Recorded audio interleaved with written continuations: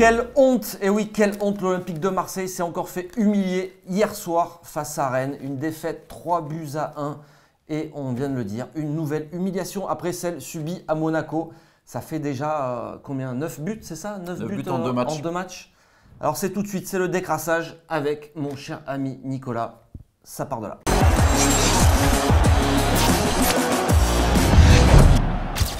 Alors on vient de le dire, la honte encore sur les Olympiens, c'est la Provence qui met ça en une ce matin. On a vu une prestation mais vraiment catastrophique des Marseillais hier soir au Vélodrome. On s'attendait au contraire à une petite remise en question de tout le monde, de Garcia, des joueurs après cette déculottée à Monaco. Mais non, on a vu des Olympiens mais catastrophiques livrer une prestation incroyable. Mais c'était pitoyable de voir ça sur le terrain. Aucun mouvement, rien, pas d'envie.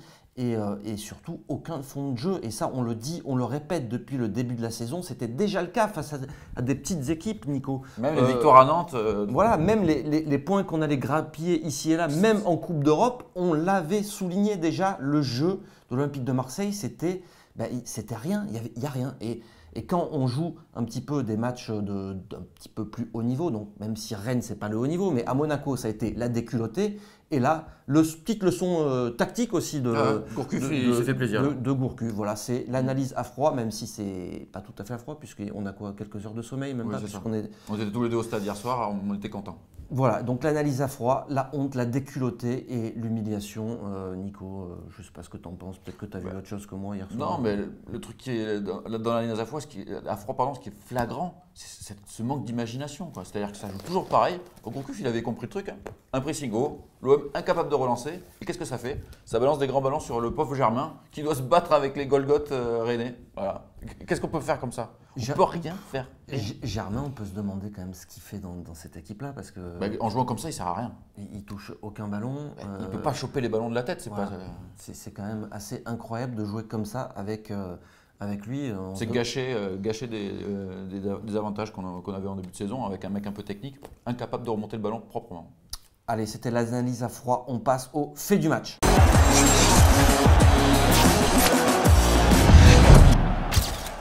Alors, mon fait du match, eh bien, c'est le remplacement de Sakai un petit peu avant la pause.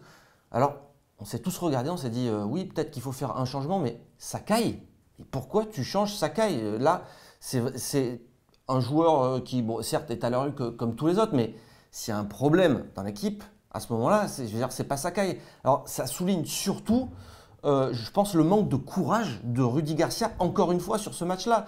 Parce que sortir Sakai, c'est facile. C'est le mec le plus gentil de l'effectif. Par contre, va sortir Pat Evra, qui est complètement à la rue, mais à la rue sur ce match-là. Là, c'est plus compliqué. Alors, tu fais un changement pour faire croire que tu vas faire un petit changement tactique. Tu sors Sakai, c'est le plus gentil. Bon, ben là, c'est le manque de courage de Garcia. C'est mon fait du match. Je suis totalement d'accord avec ton fait du match. J'aurais pu prendre le même. Moi, je vais m'orienter sur autre chose. Mon fait du match, c'est les premiers Garcia d'émission qui tombent des tribunes, du virage sud. Et donc là, on comprend vraiment que maintenant, le coach est dans le collimateur. Le jeu, on en parle déjà depuis un bon moment. Et là, les supporters, ils n'en peuvent plus. Justement, ce fameux changement, quand il sort Sakai, qui est mauvais, mais qui n'est pas le pire sur le terrain, pour faire entrer Sarr, qui n'est pas un spécialiste du poste, le public, ils ont sifflé, ils n'ont pas sifflé Sakai, ils ont sifflé le changement. C'est là où on voit aussi le public marseillais qui est vraiment connaisseur. On ne le prend pas pour un con. Clairement, ce changement-là, je le répète, c'est un manque de courage, Rudy, manque de courage. Allez, on passe au men and merguez of the match.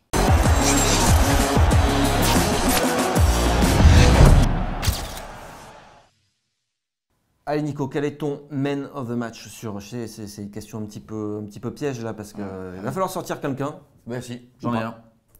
Avec un match aussi minable, le man of the match c'est Luis Gustavo. Ouais, c'est vrai. Suspendu pour le match. Il a fait un petit peu le tour, il était en tribune, etc. Donc là on s'est dit, voilà, peut-être avec Luis Gustavo ça aurait été un petit peu plus solide, etc. Bon, il ne faut pas se faire trop d'illusions non plus, vu comme le collectif était minable. Mais bon, c'est lui le man of the match. Parce que lui, il n'était pas là. C'était une des valeurs un peu sûres du début de championnat. Donc, c'est le man of the match. Tellement les autres, ils ont tous été mauvais.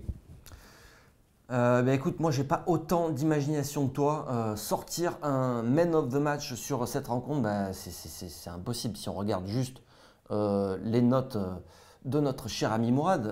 Il n'y en a pas un qui a plus de 2. Alors, donc, on va pas sortir un man of the match, en tout cas sur les 11 titulaires, c'est impossible. Donc, pas de man of the match pour moi, c'est la cata totale. Alors, quelle est ta merguez of the match, Nico? Bah, on aurait pu faire un tir groupé de toutes les merguez qu'il y avait sur le terrain hier soir. Mais pour moi, la plus grosse merguez, la merguez of the match, c'est Rudy Garcia. Rudy Garcia, grosse merguez. Rudy Garcia, compo attendu. On l'avait donné dans les compos probables le matin. Pas de surprise.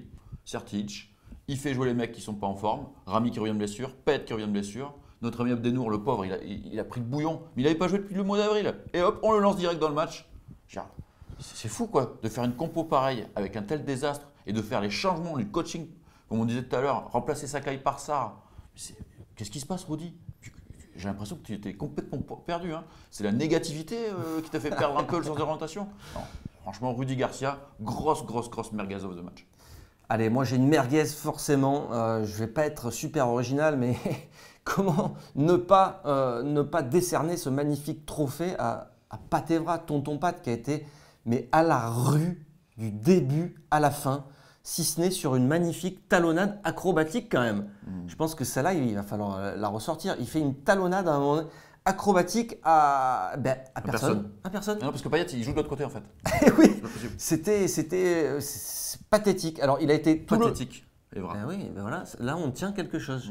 Pathétique, Evra, qui a aussi déstabilisé du coup Abdenour, qui a dû jouer arrière gauche en même temps que défenseur central. Donc déjà que le mec il a une caravane accrochée, ça a été très compliqué. Donc il s'est fait déborder dès la 2e minute de jeu par Sarr. Parce que où est Evra, on ne sait pas. Il trottine. Il fait son footing. Il fait son footing. Hein, il joue plus milieu offensif gauche que. On ne sait pas s'il joue en fait. Donc effectivement, encore une fois, on va faire une petite dédicace à notre ami Mourad qui est de l'autre côté là-bas, qui nous rédige un petit édito. Et oui, on ne peut pas le noter parce qu'il n'a pas joué hier. Mais on lui décerne quand même cette merguez of the match. Voilà, je crois que c'est terminé pour ce décrassage, chers amis. On se retrouve très bientôt, dès demain, pour un débat foot Marseille. Ciao Nico. Ciao. Ciao à tous.